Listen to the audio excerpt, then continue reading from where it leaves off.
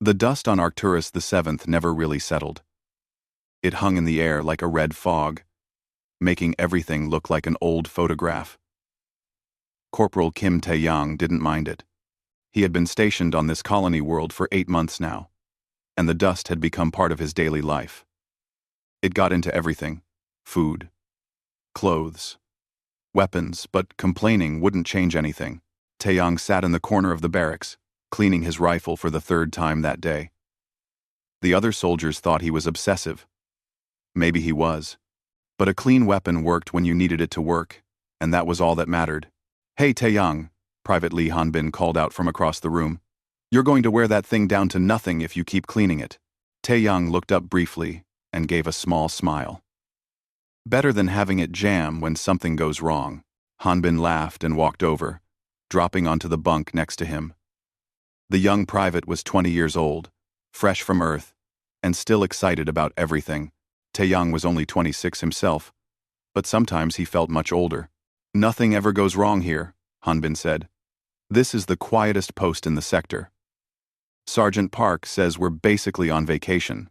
"Maybe," Tae-young said, running the cleaning cloth down the barrel one more time. Hanbin rolled his eyes.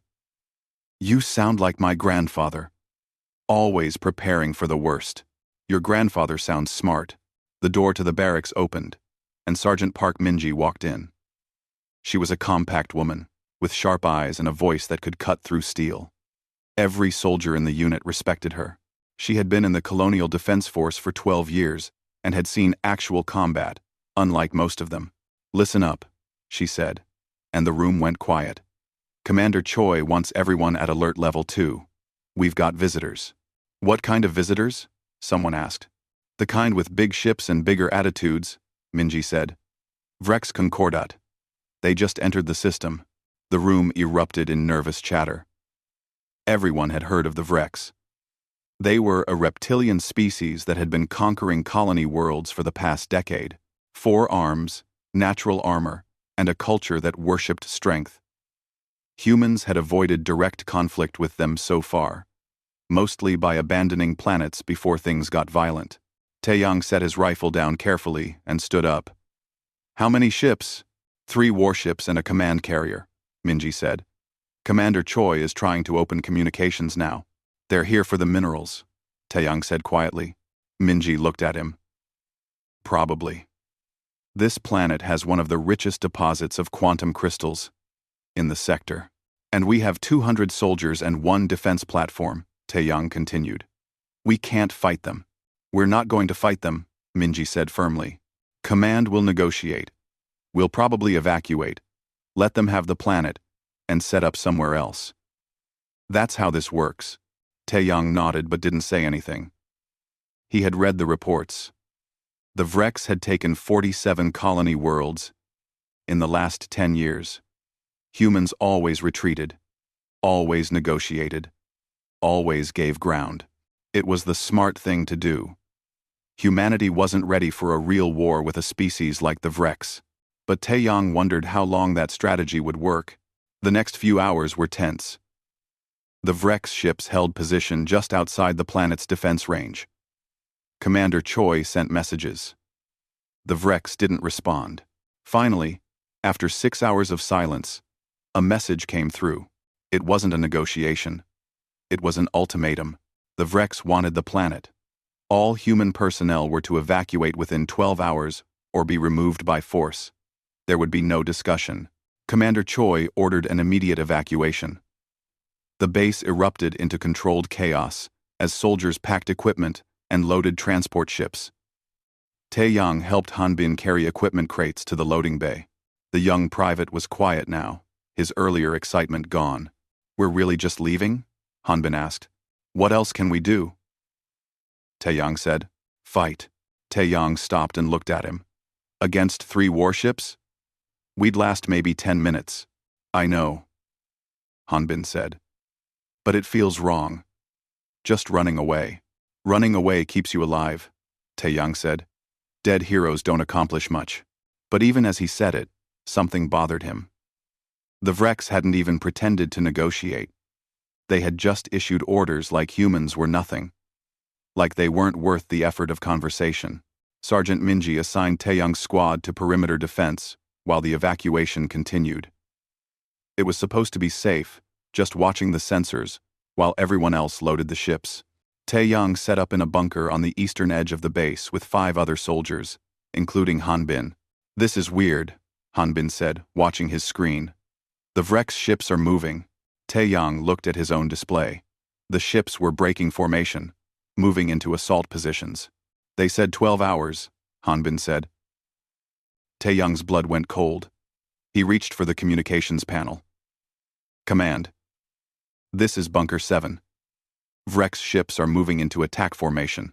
Static answered him. "Command. Do you copy?" More static. "They're jamming us," one of the other soldiers said, his voice rising. Why would they? The world exploded. Taeyong had never experienced a ship-based bombardment before. It was nothing like the training simulations. The ground shook so hard it felt like the planet was tearing itself apart. The bunker's lights went out. Emergency systems kicked in, bathing everything in red light. "Stay down," Taeyong shouted, but he could barely hear his own voice over the roar. The bombardment lasted for 10 minutes. When it finally stopped, the silence was almost worse than the noise. Taeyong's ears were ringing, his head hurt. Blood ran down his face from somewhere. He pushed himself up slowly, looking around the bunker. 2 soldiers were unconscious. One was dead, crushed by a fallen support beam. Hanbin was sitting against the wall, his face pale. "Status," Taeyong said, surprised his voice still worked. "I think my arm is broken," one soldier said. Taeyong tried the communications again. Nothing. He pulled up the external cameras. Most were destroyed, but one still worked. What he saw made his stomach turn. The base was gone. Just gone. Where buildings had stood, there were only craters. Fires burned everywhere. Bodies lay in the open. The transport ships had been hit while still on the ground. No one had escaped. "No," Hanbin whispered, looking at the screen over Taeyong's shoulder. "No, no, no." Taeyong forced himself to stay calm. "We need to secure the bunker. Check what supplies we have. Tend to the wounded." "They killed everyone," Hanbin said. "We were evacuating. They said 12 hours. I know. We weren't even fighting back." Taeyong looked at the young private. Hanbin's eyes were wet, his hands shaking. "I know," Taeyong said quietly. "But we're still alive. Let's stay that way." They spent the next hour making the bunker secure and treating injuries. Taeyong rationed their supplies carefully. They had food and water for maybe a week, if they were careful. Medical supplies were limited. Ammunition wasn't a problem, they had plenty of that. On the second day, Hanbin's condition got worse.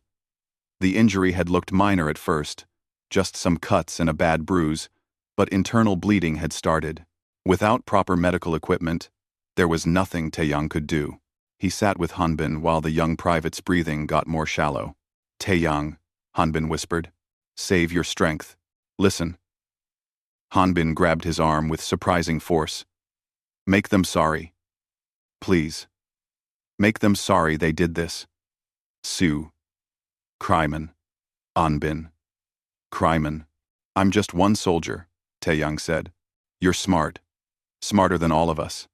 I've seen you. You read those tactical manuals for fun. You study things. You figure things out."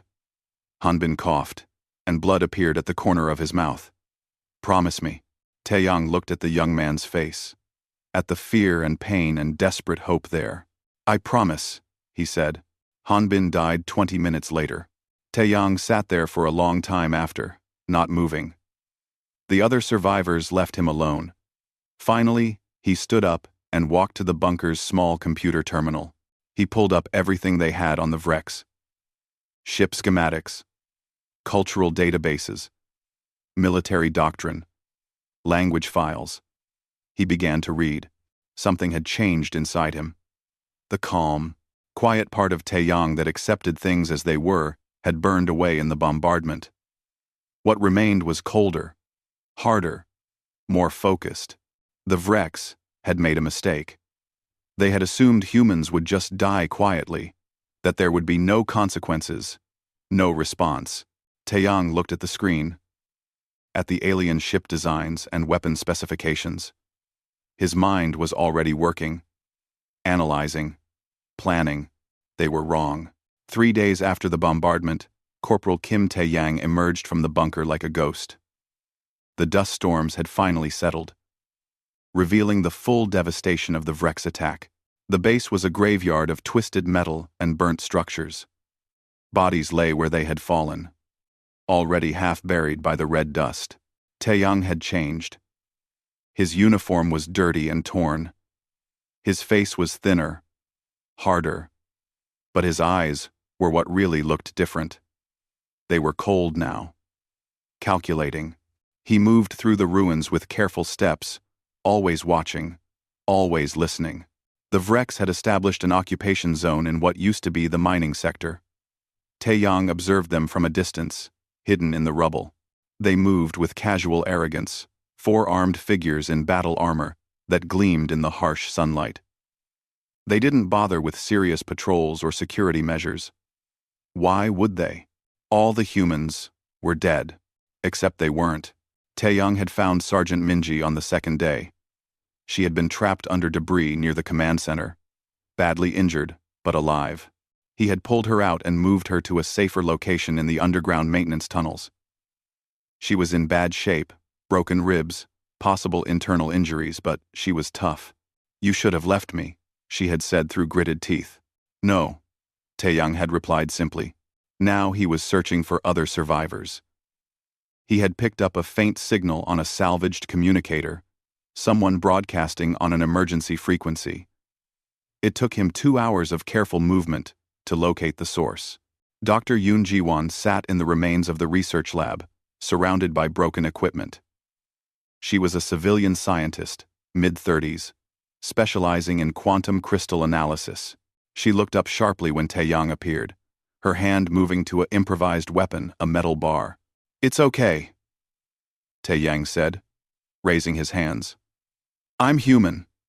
Corporal Kim Taeyang, Colonial Defense." Ji-won lowered the bar slowly. "I thought everyone was dead. Most are." "How are you alive?" "I was in the deep vault when the bombardment started." The shielding held. She looked around at the destruction. "I've been hiding here for 3 days. I saw them landing. The Vrex. How many? Maybe 200 soldiers. They've set up a command post in the mining facility." She paused. "What are we going to do?" Taeyang looked at her steadily. "Survive. First, we need to get you somewhere safe. Can you walk?" "Yes." He led her through a route he had carefully mapped, using collapsed buildings and natural cover to avoid Vrex sensors. On the way, they found one more survivor, Lieutenant Kang Suman, a shuttle pilot who had been thrown clear when her craft was hit during takeoff. She had a concussion and a badly burned arm, but she was functional. "There's a damaged shuttle in Bay 7, Suman said when they found her. "It took a glancing hit. Engines are shot, but the hull is intact. Can you fix it?" Taeyang asked. "Maybe. If I had the right parts, and about 2 weeks, then we'll get you the parts." Suman stared at him. "From where?" "The Vrex?" Yes," she laughed, a harsh sound. "You're crazy." "Probably," Taeyang agreed, "but it's better than doing nothing." He brought all the survivors together in a deep section of the maintenance tunnels. Minji, Ji-won, Suman, and 2 other soldiers who had been found in collapsed bunkers. 7 people. Total, 7 survivors from a base of 200. They sat in the dim light of emergency glow strips while Taeyang explained what he had been doing for the past 3 days. "I've been watching them," he said. "The Vrex. Learning their patterns." "Patterns?" Minji asked from where she lay on a makeshift stretcher. "Patrol routes, shift changes, supply runs, weak points." Taeyang pulled out a hand-drawn map. "They're sloppy. They don't think there's any threat, so they've gotten lazy." There are 7 of us and 200 of them, one of the soldiers said. What can we possibly do? Taeyang looked at him. Make them wish they had stayed home. That's not a plan, Suman said. The plan is asymmetric warfare, Taeyang replied. He had spent hours reading about it in the bunker. Earth's history was full of examples, small forces defeating larger ones through intelligence, patience, and unconventional tactics. We can't fight them directly, but we can make them bleed, make them paranoid, make them waste resources. To what end? Jiwon asked. Eventually, human command will notice this base went silent. They'll send someone to investigate. When they do, I want the Vreks too scattered and demoralized to fight effectively. Minji studied him from her stretcher. You've thought about this a lot. It's all I've thought about for 3 days. What's the first step? She asked. Taeyang pointed to his map. There's a Vreks supply depot here. It's lightly guarded because it's inside their secure zone. They store power cells there for their equipment. You want to blow it up? Suman said. No. I want to make it blow itself up. Over the next 2 days, Taeyang scouted the depot carefully. He learned the guard rotation. He identified the security systems. He studied the power cell storage protocols.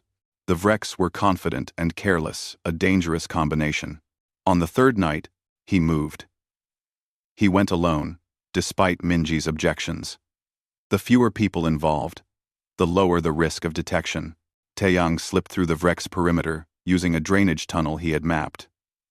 The security sensors were sophisticated, but they were calibrated for large threats, armed soldiers, vehicles. A single person moving slowly and carefully could slip through the gaps. He reached the depot without being seen. The guard was a young Vreks soldier, probably bored with the assignment. Taeyang waited for the guard to move to the far side of the building, then slipped inside. The power cells were stored in charging racks, connected to a central distribution system. Taeyang worked quickly but carefully. He didn't sabotage the cells directly, that would be obvious.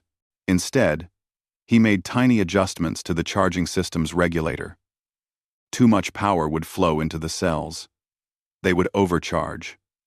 Eventually, they would overload. It took him 15 minutes. Then he was gone, slipping back through the drainage tunnel like he had never been there. The depot exploded 38 hours later. Taeyang watched from a safe distance through salvaged binoculars. The explosion was massive. A column of blue-white flame reaching into the sky. Secondary explosions followed, as stored munitions cooked off. The Vreks' response was immediate and chaotic. Soldiers rushed to the scene. Fire suppression teams deployed.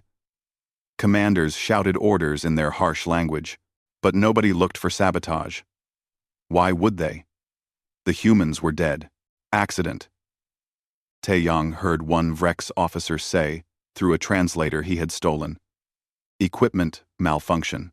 Commander Vekthul, the Vreks officer in charge of the occupation, was furious. Taeyang had learned to recognize him taller than the other Vreks, with distinctive red markings on his armor. Vekthul demanded investigations and inspections, but he was looking in the wrong direction. The second strike came a week later. Taeyang had salvaged 6 mining drones from the ruins. These were simple machines, designed to dig tunnels and move Earth. He spent days reprogramming them, using his engineering background to rewrite their basic functions. The Vreks had established a patrol route through an old mining tunnel network. It was a shortcut between their command post and their landing zone. 30 soldiers used it twice a day. Like clockwork, Taeyang positioned the drones carefully in the tunnel walls. He set them to activate on a timer, when the patrol would be in the deepest part of the tunnel. When the patrol entered, the drones activated. They didn't attack, they simply did what mining drones were designed to do. They dug. The tunnel collapsed in seconds, burying the entire patrol under tons of rock. The Vreks classified it as a geological event. The tunnels were old and unstable after all. Just bad luck. Vekthul was less certain now. 2 major incidents in 2 weeks. But his subordinates assured him It was coincidence. The planet was hostile. The structures were damaged from the bombardment. These things happened. Taeyang struck again 3 days later. And again 5 days after that. Each time, he made it look like an accident or equipment failure or natural disaster. Each time, the Vrex grew more nervous. Meanwhile, he was gathering intelligence. Jiwan had managed to access a partially functional Vrex data terminal. She pulled files on fleet movements, strategic plans, communication protocols. It was a treasure trove of information. "They're bringing reinforcements," Jiwan said, looking at the data. 3 more ships in 2 weeks. "Good," Taeyang said. Suman looked at him like he was crazy. "How is that good? More ships means more supplies, more complexity, more things that can go wrong. And it means they're worried." "You've killed maybe 50 of them," Suman said. "They have thousands in the sector." "I'm not trying to kill them all," Taeyang said. "I'm trying to make them afraid." The opportunity for his biggest strike came when Jiwan decoded the landing schedule for the reinforcement ships. Taeyang spent a week preparing, working mostly at night, moving through the Vrex occupation zone like a phantom. He managed to access a Vrex command ship that had landed near the base. It took him 3 attempts and 2 close calls. But eventually, he found a way inside during a dust storm that reduced visibility to near zero. The ship's navigation system was sophisticated, but followed logical principles. Taeyang had studied Vrex technology extensively, using the stolen files. He understood the basic architecture. He didn't destroy anything. He didn't steal anything. He just planted a small virus in the navigation computer, one that would activate when the reinforcement ships arrived and began their automated landing sequence. When the 3 reinforcement ships entered the atmosphere 2 weeks later, their navigation systems went haywire. The virus fed false altitude data to their control systems. 2 ships collided in midair. The third crashed into a canyon wall. The explosions could be seen from 100 kilometers away. Vekthul stood in the ruins of the crash sites, his 4 arms trembling with rage and fear. Around him, his officers were silent. "This was not an accident," Vekthul said quietly. "Commander, someone did this. Someone is still alive. And they are hunting us." Gropt Klom. Optic DC. That night, Taeyang stood on a ridge overlooking the Vrex occupation zone. His communicator crackled. "Taeyang, this is Minji. What's the plan now?" "They're going to be looking for us." He watched the Vrex scrambling below, their movements panicked and disorganized. They were checking systems, doubling guards, jumping at shadows. "The plan?" Taeyang said quietly. "Make them afraid of the dark." In the occupation zone, Vekthul issued new orders. Maximum security. Constant patrols. Trust nothing. But it was already too late. The fear had taken root. And Taeyang had only just begun. 2 months after the bombardment, the human fleet finally arrived at Arcturus VII. Admiral Nam Hae-jin stood on the bridge of the battleship, indomitable, looking at the tactical display with confusion. "This doesn't make sense," she said. Her tactical officer nodded. The Vrex established occupation with approximately 200 soldiers and support personnel. Our estimates suggested they would have fortified the position significantly by now. "What are we actually seeing?" "Chaos, Admiral. Their forces are scattered. Defensive positions are incomplete. They're running constant patrols, but with no clear pattern. It's like they're searching for something but don't know where to look." Admiral Nam studied the data. The Vrex were one of the most disciplined military forces in the sector. Seeing them in such disarray was unprecedented. "Have they responded to our hails?" "No, Admiral. They're maintaining communication silence. Take us in. Battle stations. I want to know what happened here." The human fleet entered orbit without resistance. The Vrex ships remained in their positions but made no aggressive moves. Nam ordered a marine landing force to deploy to the surface. What they found was even stranger than the orbital data had suggested. The Vrex occupation force was a shadow of itself. Marines reported finding soldiers who looked exhausted, jumping at every sound. Equipment was damaged or destroyed. Supply lines were disrupted. And in the center of it all, in what had been the Vrex command post, they found Commander Vekthul. He was dead, hanging in his locked quarters. The official report would say suicide, but the Marine investigator noted something odd. The door had been sealed from the outside. Captain Bei Jinwoo led the investigation team. He was a special operations officer, trained to read combat situations and piece together what had happened. What he found on Arcturus VII didn't fit any pattern he knew. They were fighting something, he reported to Admiral Nam. But there's no evidence of a major enemy force. Define something, Nam said. That's the problem, Admiral. I can't. We've found evidence of sabotage, ambush, psychological warfare. Vrex soldiers reporting encounters with a lone human. Some claim he could move through walls. Others say he knew what they would do before they did it. A lone human? The survivors call him the ghost of Arcturus. Jinwoo pulled up a file. And I think I know who he is. Corporal Kim Tae-young. He was stationed here when the bombardment happened. Nam looked at the service record. Standard infantry. No special training. Engineering background before enlistment. Nothing that explained what had happened here. One corporal did all this. I'm still trying to confirm that, Admiral. While the fleet secured Arcturus VII, Jinwoo followed the trail. He interviewed Vrex prisoners. He examined bomb sites and sabotage locations. He studied the pattern of attacks. And slowly, a picture emerged of something extraordinary. Kim Tae-yang hadn't just survived. He had waged a one-man war. He had taught himself Vrex language from stolen databases. He had learned their psychology, their tactics, their technology. He had turned their strengths into weaknesses and their confidence into paranoia. But where was he now? Jinwoo got his answer 3 systems away. A Vrex mining station had been destroyed. The method matched Arcturus VII's subtle sabotage that looked like equipment failure until you knew what to look for. Jinwoo took a small team and followed the trail. It led to a Vrex shipyard orbiting a dead world. The shipyard was one of their major construction facilities in the sector, heavily defended.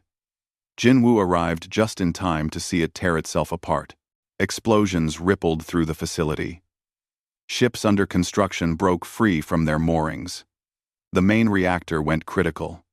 Within an hour, the entire complex was a cloud of expanding debris, and in the chaos, Jinwoo's sensors picked up a small ship fleeing the system. He followed it to a barren moon and landed nearby. He found Tae-young in a cave, surrounded by stolen Vrex equipment and hand-drawn maps of enemy positions. The man looked different from his service photo. Thinner, harder. His eyes had a distant quality, like he was always calculating something. Corporal Kim Tae-young, Jinwoo said carefully. Tae-young looked up from his work. That rank doesn't mean much anymore. I'm Captain Bei Jinwoo. I'm here to bring you home. Home. Tae-young said the word like it was in a foreign language. There is no home. The Vrex made sure of that. We've retaken Arcturus VII. The fleet is there now. Good. That's one planet. How many have they taken total? 47? Tae-young turned back to his maps. I've hit installations in 5 systems now, but they keep coming. They don't learn. Jinwoo moved closer, looking at the maps. They were incredibly detailed, showing Vrex positions, patrol routes, supply chains. This wasn't the work of an angry soldier seeking revenge. This was strategic warfare. How did you learn all this? Jinwoo asked. I studied. Watched. Listened. The Vrex are predictable once you understand their culture. They value strength and honor above all else, but their strength makes them careless, and their honor makes them rigid. Tae-young pointed to a map. This is their next major supply depot. I was planning to hit it next week. You can't keep doing this alone. Why not? It's working. Because the war is bigger than revenge, Jinwoo said. We need people like you. The fleet needs you. We're losing this conflict. I'm not seeking revenge. Taeyang's voice was calm. Matter of fact. Revenge is emotional. This is correction. They need to learn that attacking humans has consequences. Then help us teach that lesson properly. Come back. Share what you've learned. Taeyang was quiet for a long moment. I have a condition. What? I choose my targets. I don't take orders that contradict my operational judgment. And I work alone, when necessary. Jinwoo considered this. It violated about a dozen military regulations. But he looked at the destroyed shipyard in orbit and thought about the chaos on Arcturus VII. I'll talk to Admiral Nam. The meeting between Taeyang and Admiral Nam happened on the Indomitable 3 days later. Nam was a career officer, pragmatic and direct. She listened to Taeyang's report about his campaign without interrupting. You're telling me you've killed or incapacitated over 1,000 Vrex soldiers in 2 months? She said when he finished. Approximately 1,200, Taeyang said. Most weren't direct kills. Accidents. Systems failures. They couldn't predict. And you did this how? Information warfare. Psychological operations. Sabotage. Nam studied him. Captain Jinwoo says you want autonomy in target selection. Yes. That's not how the military works, Corporal. Then I'll go back to working alone. Nam was quiet for a moment. Outside the viewport, the stars drifted past. We're losing this war, she said finally. The Vrex have better ships, better weapons, better numbers. We've been retreating for a decade. I know. What would you do? If I gave you what you want? Taeyang pulled out a datapad and brought up a star map. The Vrex operate on extended supply lines. They're spread thin, trying to hold all their conquered territory. I would target those supply lines, make it expensive for them to maintain their occupation. Force them to choose between advancing and holding what they have. Guerrilla warfare on a galactic scale. Yes. Nam looked at the map. The strategy made sense. It wouldn't win the war outright, but it might give humanity breathing room. Time to build up forces. Time to develop new technologies. I'll authorize it, she said. But you'll work with our intelligence division. And you'll train others in your methods. Agreed. On one condition. Another one? I need to finish what I started. There's a Vrex commander. Greth Kal. He's their supreme military leader in this sector. I need to send him a message. Number mark. What kind of message? Taeyang's expression didn't change, but something cold flickered in his eyes. That we're not prey anymore. Over the next 6 months, Taeyang became a legend. Admiral Nam gave him command of a small Special Operations Unit volunteers who had lost everything to the Vrex. They called themselves the Ghost Company. Taeyang worked with Officer Shin Eunji from Fleet Intelligence. She was a data analyst, brilliant at finding patterns and predicting enemy movements. Together, they developed what became known as the Terran Protocol, a comprehensive doctrine for asymmetric warfare against superior forces. The protocol had simple principles. Minimize casualties on both sides when possible. Maximize psychological impact. Force the enemy to waste resources. And turn their strengths into weaknesses. They hit Vrex installations across 6 systems. Each strike was carefully planned and precisely executed. Supply depots exploded. Communication relays went dark. Transport convoys vanished. And always, it looked almost natural. Equipment failures. Navigation errors. Unfortunate accidents. The Vrex began to fear the dark spaces between stars. Private An Minho was one of the new recruits who joined Ghost Company. He was young, eager, and somewhat in awe of Taeyang. During a mission briefing, he asked the question everyone wondered about. Sir, how do you do it? How do you think like them? Taeyang looked at him. I don't think like them. I think about them. About what drives them, what scares them, what they expect.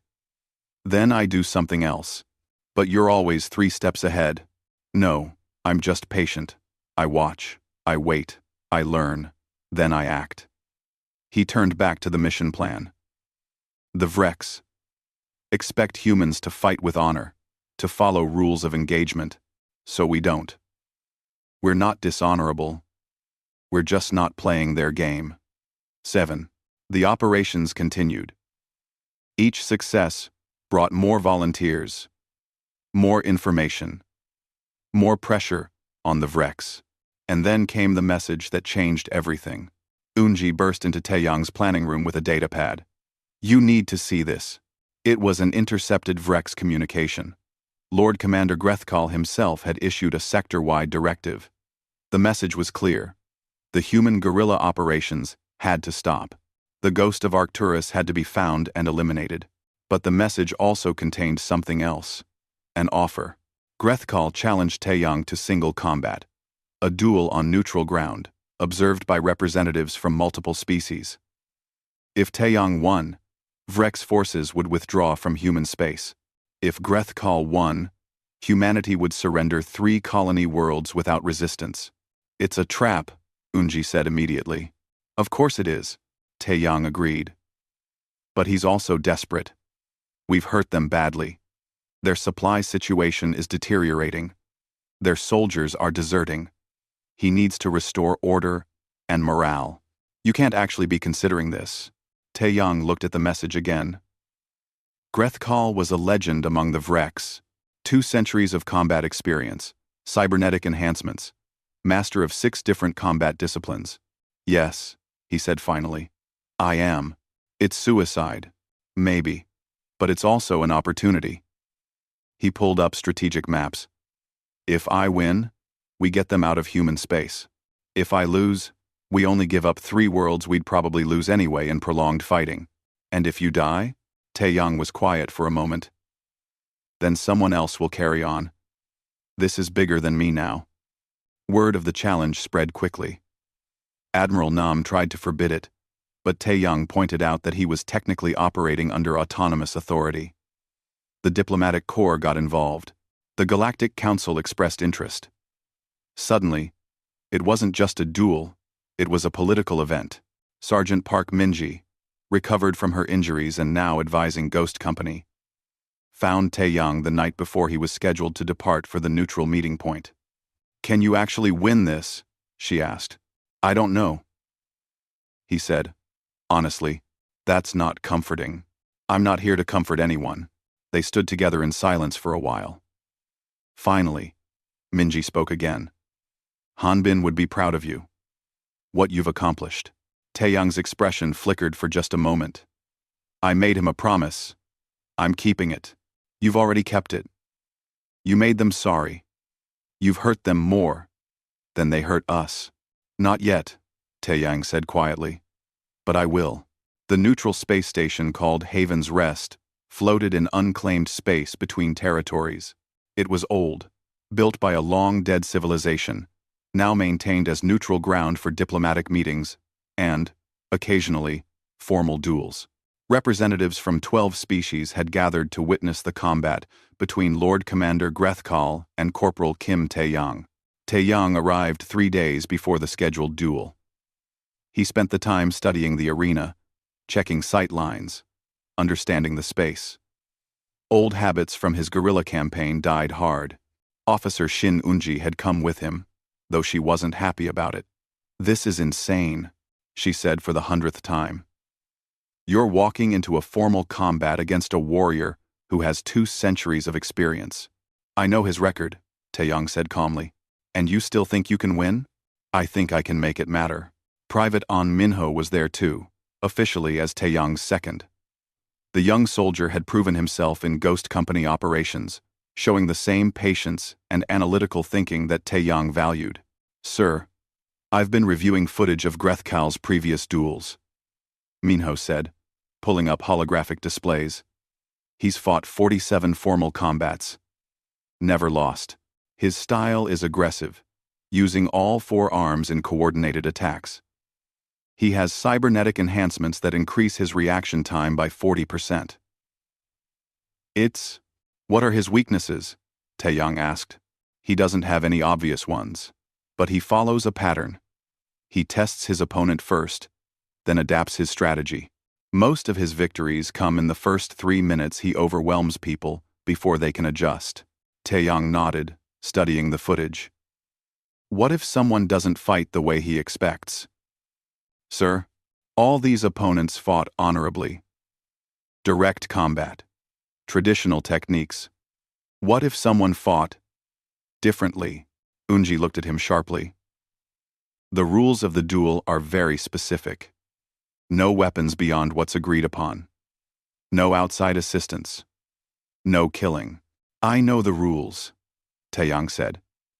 I didn't say I would break them. I said I would fight differently. Ambassador Oh Sung-hyun arrived the next day. He was the human diplomatic representative, a calm man in his 60s who had negotiated treaties across the sector. He found Taeyang in the training room, running through basic combat forms. Corporal, Sung-hyun said, we need to talk.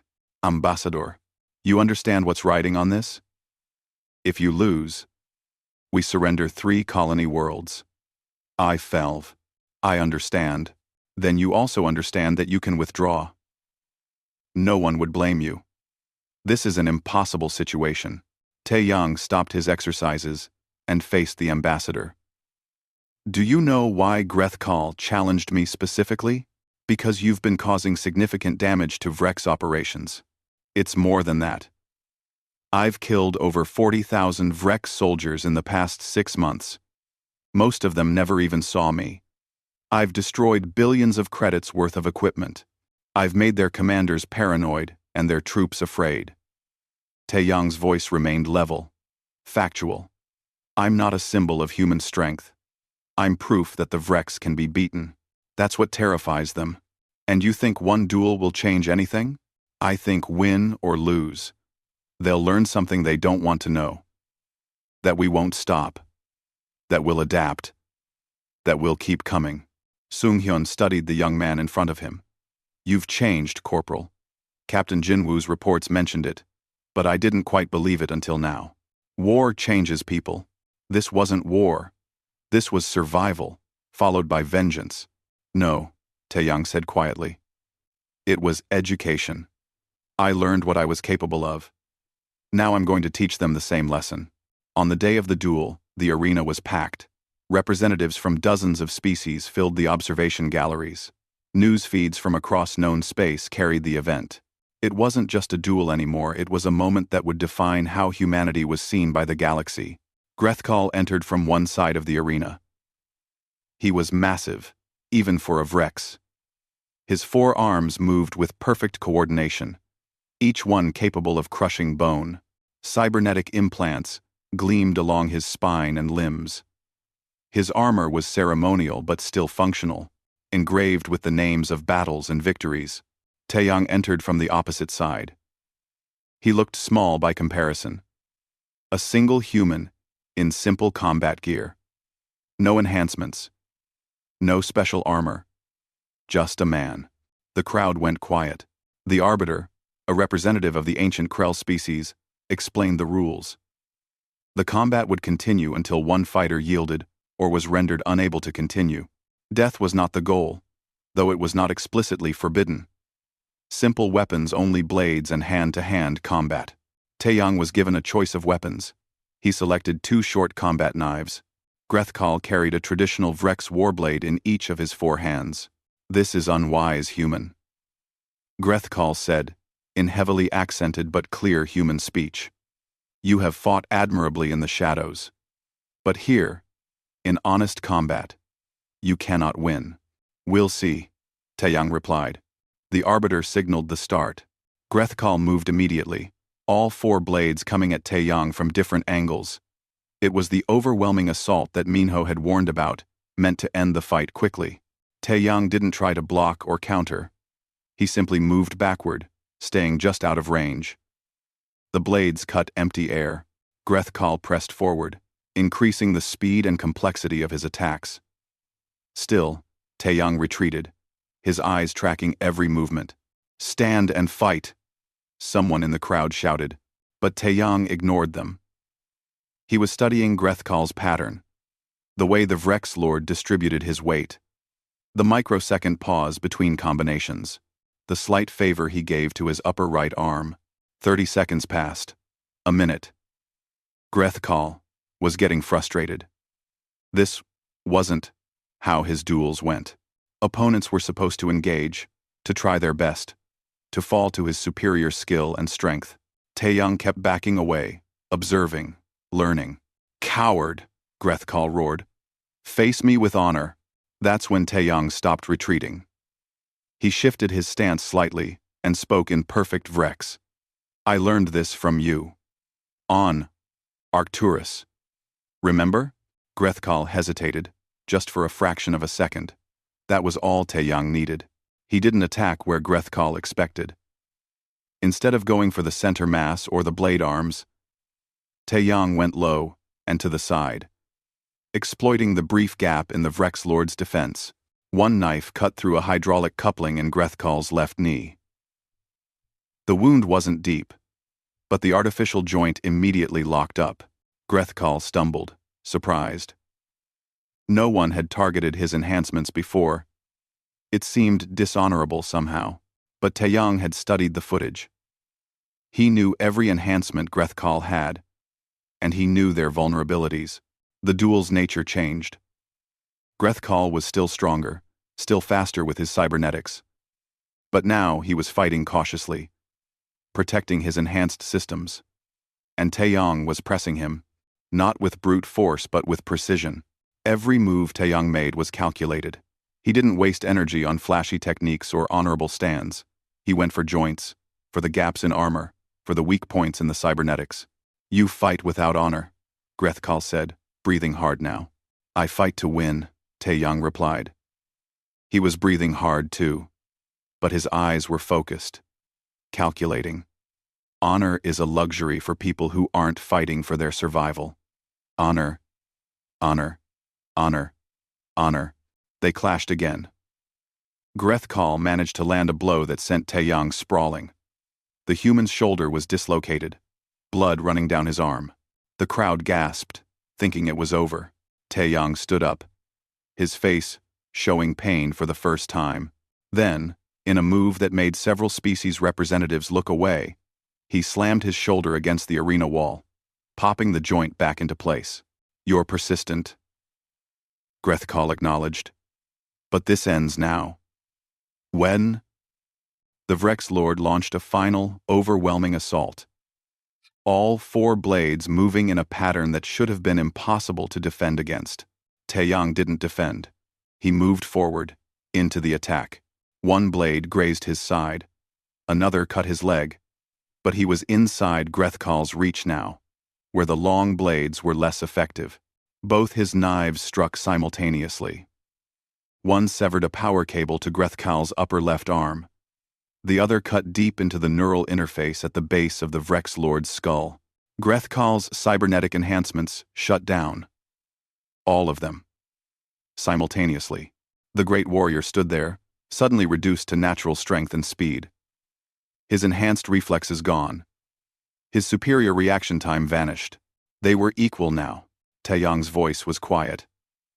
Your mistake was thinking enhancements made you stronger. They made you dependent. They fought for another 5 minutes. Both exhausted, both wounded. But the outcome was inevitable. Grethkal's entire fighting style had been built around his enhancements. Without them, he was still skilled, but he was fighting a battle he wasn't prepared for. Taeyang's knife ended up at Grethkal's throat. The arena was completely silent. Yield. Grethkal looked at him with something that might have been respect. You are not what we thought humans were. I know. That was your first mistake. What was the last? Letting me fight at all. You could have left us alone. Instead, you made us defend ourselves. And now you know what we're capable of. Grethkal closed his eyes. I yield. The crowd erupted. Some in celebration. Some in shock. Some in fear. Taeyang stepped back, lowering his weapon. Medics rushed forward to tend to both fighters. Ambassador Sungyeon met him as he left the arena. You did it. You actually won. The duel, yes. But the real war hasn't changed. The Vreks are bound by their honor code. They'll withdraw from human space until they decide honor doesn't matter anymore. Or until they adapt. Taeyang looked at the ambassador. This bought us time. Nothing more. We need to use it wisely.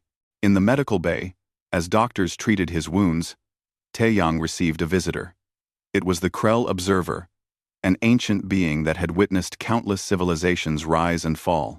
Your species is young, the observer said in a voice like grinding stone. We have watched the galaxy for eons. We have never seen anything quite like what you did today. I just fought to survive. No, you fought to learn. In the middle of combat, you were studying your opponent. Most species fight with what they know. Humans fight to discover what they don't know. The observer paused. That is concerning. Concerning how? Because it means you will never stop adapting, never stop improving, never stop learning. The ancient being's expression was unreadable. We will be watching your species with great interest and great caution. After the observer left, Unji came to check on him. How are you feeling? Like I got hit by 4 blades simultaneously. You know what this means, right?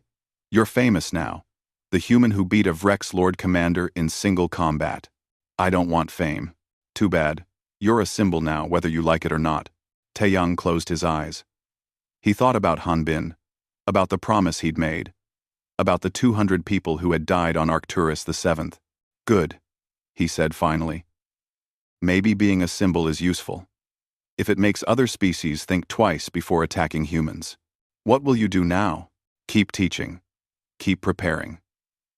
1 year after the duel, Kim Taeyang stood in a training facility on Earth, watching new recruits practice the techniques he had developed. The facility was dedicated to teaching asymmetric warfare, psychological operations, and adaptive combat.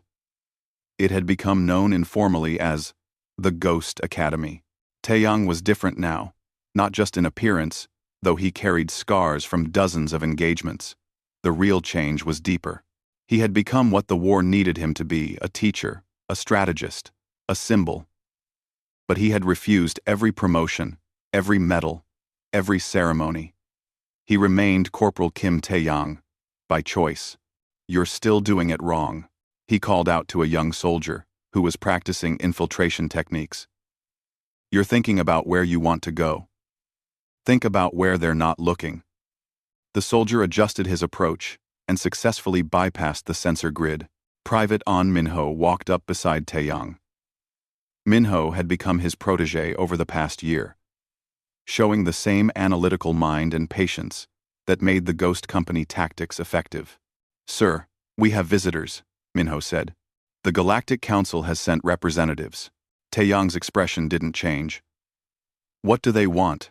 To talk about the human problem? Taeyang almost smiled. Almost. I thought we were the solution. They walked together to the administrative building where Ambassador Sunghyun was meeting with the council representatives. The room was tense when Taeyang entered. 6 different species were represented, each looking uncomfortable. Ah, Corporal, Sunghyun said. Thank you for joining us. The council has some concerns they wish to discuss. A representative from the Keltharian Accord spoke first. Corporal Kim, your victory over Lord Commander Grethkal was impressive, but it has created complications. What kind of complications? Taeyang asked. Your tactics have spread. Other species are studying your methods. 3 conflicts in the past 6 months have employed similar guerrilla strategies. The galactic balance is shifting. Taeyang sat down. You mean smaller species are learning they can defend themselves against larger aggressors? Sund, that is one way to interpret it. What's another way? The Keltharian hesitated. Some view humanity as a destabilizing force. Your species learns too quickly, adapts too well. There is concern about what humanity might become if left unchecked. Taeyang looked at each representative in turn. Let me understand this. You're worried because we learn to defend ourselves. Because we refuse to be victims. It's not that simple, another representative said. Your species has demonstrated a capacity for violence and strategic thinking that is unusual. Concerning. We demonstrated a capacity for survival, Taeyang corrected. The Vrex attacked us without provocation. They bombed civilians. They expected us to die quietly. We didn't. And now you're afraid of us? Not afraid. Cautious. Ambassador Sung-hyun spoke up. Perhaps we should focus on the future rather than the past. The council has come with a proposal. What proposal? Taeyang asked. A mutual defense pact. Humanity would agree to certain restrictions on military expansion in exchange for guaranteed protection from the council species. Restrictions? Taeyang's voice was flat. You would limit your development of certain weapon systems. You would allow council observers in your military facilities. You would submit to oversight on expansion into new territories. The room was quiet for a long moment. No. Corporal, you don't have the authority to. 1. Representative began. I'm not speaking as a corporal. I'm speaking as someone who watched 200 people die because we were considered weak and expendable. You want us to accept limits? To allow oversight? Where were you when the Vrex attacked Arcturus? Where was the council's protection then? Sung-hyun cleared his throat. Corporal Taeyang, perhaps we should discuss this privately. No, Ambassador. They need to hear this. Taeyang stood and walked to the window, looking out at the training grounds. You called us primitive. Easy prey, a minor species that didn't matter. And when we proved you wrong, suddenly we're a threat that needs to be controlled. That's not. It's exactly that. Taeyang turned back to face them. Here's what's going to happen. Humanity will continue to develop as we see fit. We'll defend ourselves and our allies as we choose. We'll explore and expand at our own pace. And if you try to stop us, you'll discover just how much we've learned. Are you threatening the council? The Keltharian demanded. I'm stating facts. You had decades to establish fair relations with humanity. You chose to ignore us. Then the Vrex attacked. And you did nothing. We survived on our own. We learned on our own. And now you want to limit us because we're inconvenient. One of the representatives, a being from the ancient Sivran collective, spoke for the first time. You misunderstand our concern, Corporal. We are not afraid of human military power. We are afraid of human potential. In 1 year, you went from a species that avoided conflict to one that defeated the Vrex. What will you be in 10 years? 100? Taeyang met the Sivran's eyes. That depends entirely on how we're treated. Leave us alone, treat us fairly, and we'll be good neighbors. Threaten us, restrict us, try to control us. He let the sentence hang. And you'll do what? Another representative asked. We'll do what we've always done. We'll survive. We'll adapt. We'll win. The meeting ended shortly after, without any agreement. As the representatives left, Sung-hyun pulled Taeyang aside. That could have gone better, the ambassador said. Could it? They came here to put us in a cage, Ambassador. A comfortable cage, maybe, but still a cage. They're powerful species. Making enemies of them is dangerous. More dangerous than becoming their pets? Taeyang shook his head. We didn't survive the Vrex, just to surrender to the council. 6 months later, the predictions came true. 3 more species requested human military advisors to teach defensive tactics. 2 others established formal alliances with humanity. And the Vrex, true to their honor code, maintained their withdrawal from human space, but their intelligence services watched everything humanity did. Taeyang spent most of his time training the next generation. The Ghost Company had expanded into multiple units, each led by someone he had personally trained. They operated across human space and beyond. Always ready, always learning. One evening, he received an unexpected visitor. Dr. Yoon Ji-won, the scientist who had survived Arcturus with him, had been promoted to head of weapons development. She found him in his office, reviewing after-action reports. Taeyang, she said, we need to talk. About what you've become. What we've all become. He looked up from his work. What do you mean? When we were hiding in those tunnels on Arcturus, we were scared. Desperate. Everything you did then was about survival. But now, she gestured to the reports, the training schedules, the strategic plans covering his walls. This is something else. This is preparation. Making sure what happened to us doesn't happen to others. Or making sure we're strong enough that no one dares attack us again. Is there a difference? Jiwon sat down. I think there is. And I think you know it too. You've built something powerful, Taeyang. But power changes people. It changes species. The galaxy changed us first. I'm just responding to reality. Maybe. Or maybe you're creating a new reality. She pulled out a data pad. I've been tracking social changes across human space. Military enrollment is up 300%. Defense spending has quadrupled. Every colony world is building fortifications. We're becoming a warrior culture. Two,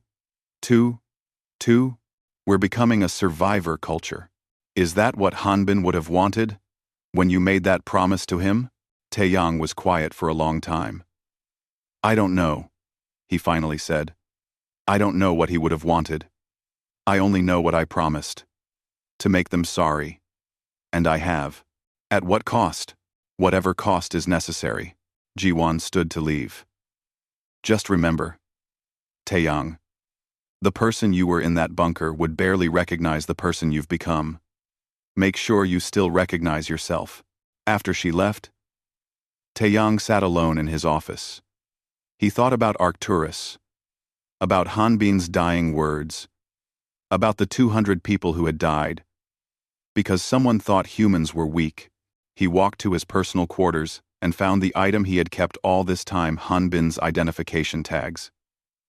He had carried them through every mission, every battle, every moment since that day. The next morning, he traveled to Arcturus the 7th. The planet had been partially rebuilt, though much of it remained a memorial. The base where he had been stationed was now a monument to the dead. Sergeant Park Minji met him there. She had retired from active duty, but still served as an advisor to the Ghost Academy. I wondered if you'd come here, she said. I visit every year. On the anniversary, they walked together through the memorial gardens. 200 names were carved in stone, each one representing a life lost in the bombardment. Do you think we did the right thing? Taeyang asked suddenly. Which thing? All of it. The campaign. The war. Building the Ghost Company.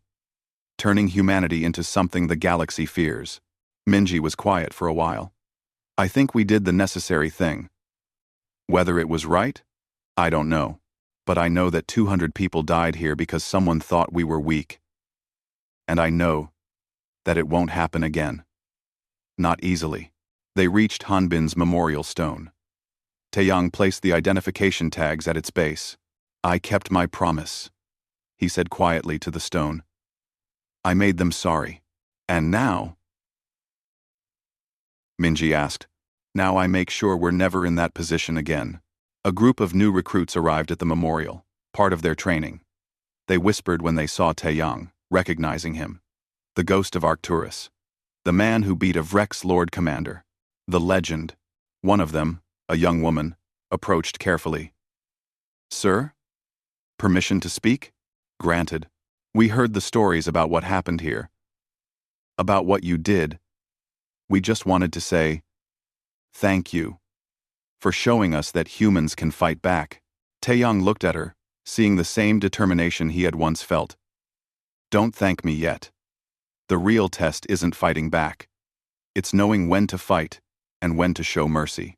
Power without wisdom is just destruction. Is that part of the Ghost Company training? It should be. Remember, every enemy you make is a choice. Every battle you fight has consequences. The Vrex made the mistake of thinking we were weak. Don't make the mistake of thinking you're invincible. The recruit saluted and returned to her group. Minji smiled slightly. Getting philosophical in your old age? Just trying to make sure they learn from my mistakes as well as my successes. What mistakes? Taeyang looked back at the memorial. Thinking that winning was enough. that defeating the enemy was the goal. Dr. Jiwan is right. We're changing. Becoming something different. I started that change. I need to make sure it goes in the right direction. 10 years after Arcturus, the galaxy had indeed changed. Humanity was recognized as a major power, respected and feared in equal measure. The Ghost Company tactics had been studied by dozens of species, used by hundreds of resistance movements. The balance of power had shifted, and Kim Tae-yang, still refusing promotion beyond corporal, had become the most influential human in galactic affairs without holding any official position. Ambassador Sung-hyun, now serving on the Galactic Council itself, gave a speech that would be remembered for generations. He stood before the assembled representatives and played footage of the Arcturus bombardment, then footage of Tae-yang's campaign, then the duel with Grethkal. You ask what humanity wants, Sung-hyun said. You debate the human problem. You worry about our potential. Let me make this clear. He paused, making sure every representative was paying attention. We want to be left alone. To grow and prosper without interference. To defend ourselves without apologizing for it. To explore the galaxy as equals, not as subordinates. He gestured to the footage. You called us primitive, weak, easy prey. One man proved you wrong. One soldier who refused to die quietly showed you what humans are capable of when pushed. And if we cannot leave you alone? A representative asked. If your expansion threatens our interests? Then, remember Corporal Kim Tae-yang. Remember the ghost of Arcturus. Remember what happened to the Vrex. Sung-hyun's voice was calm, but firm. Remember that he was your warning, not your worst case. He was one man, fighting alone, with nothing but determination and intelligence. Imagine what humanity can do, united. Imagine what will become in a century, in a millennium. Are you threatening us? I'm educating you. The first error was underestimating him. The last was letting him fight. Don't make us repeat the lesson. The council session ended in tense silence. Back on Earth, Tae-yang watched the broadcast with Minho and Eunji. The Ghost Academy had graduated its 100th class. Former students served across human space and beyond, teaching others, preparing for threats that might never come. Do you think it worked? Minho asked. The ambassador's speech? Worked how? Tae-yang replied. Made them understand. Made them back off. Tae-yang was quiet for a moment. Some will understand. Some will back off. Others will see it as a challenge. That's the nature of power. Once you have it, everyone has an opinion about what you should do with it. What will we do with it? Eunji asked. We'll do what I've been doing for 10 years. Prepare. Learn. Adapt. Stay ready. He turned away from the screen. The galaxy is bigger than we know. There are threats we haven't encountered yet. Species we haven't met. Challenges we can't predict. We need to be ready for all of it. Will we ever be able to rest? Minho asked. Maybe. Someday. When the galaxy learns that humans are neighbors, not victims. When strength is respected but not tested. Tae-yang looked at his students through the window, training for battles that might never come. Until then, we prepare. Years later, when Tae-yang finally retired, truly retired, not just stepped back, he returned to Arcturus one last time. The planet was thriving now. New colonies, new life. The memorial remained, but it was surrounded by growth and hope. He stood at Hanbin's memorial stone, older now but still recognizable as the ghost of Arcturus. I kept my promise, he said to the stone. And I tried to do more. To make sure your death meant something. That all their deaths meant something. A child ran past, laughing, playing with friends. The child's parents watched carefully but without fear. They lived in a galaxy where humanity was respected, where the name Kim Tae-yang was known across 1,000 worlds. The first error was underestimating him, someone said behind him. Tae-yang turned to see Minji, older now, gray in her hair but still sharp in her eyes. She smiled. The last was letting him fight. That's what they say now. It's become a saying across the galaxy. A warning. I never wanted to be a warning. But you became one anyway. And maybe that's enough. Maybe that's what survival looks like for a species. Not winning every fight, but making sure everyone knows you can fight if you have to. They stood together, looking at the memorial. Do you have any regrets? Minji asked. Taeyang thought about it. About the battles, the victories, the cost, the changes. Yes, he said finally. But I'd do it all again. Because the alternative was worse. What was the alternative? Being forgotten, being considered expendable, dying without making a difference. He touched Hanbin's memorial stone one last time. We survived. We learned. We changed the galaxy. That's not perfect, but it's enough. As the sun set on Arcturus VII, casting long shadows across the memorial gardens, two survivors of humanity's darkest moment stood together. Behind them, a civilization flourished. Around them, a galaxy learned to be careful. And somewhere in the darkness between stars, new students studied the Ghost Company tactics, preparing for the next challenge. Because humanity had learned the most important lesson of all: never stop adapting. Never stop learning. Never stop being ready. The first error was underestimating them. The last was letting them fight. And the galaxy would never make either mistake again.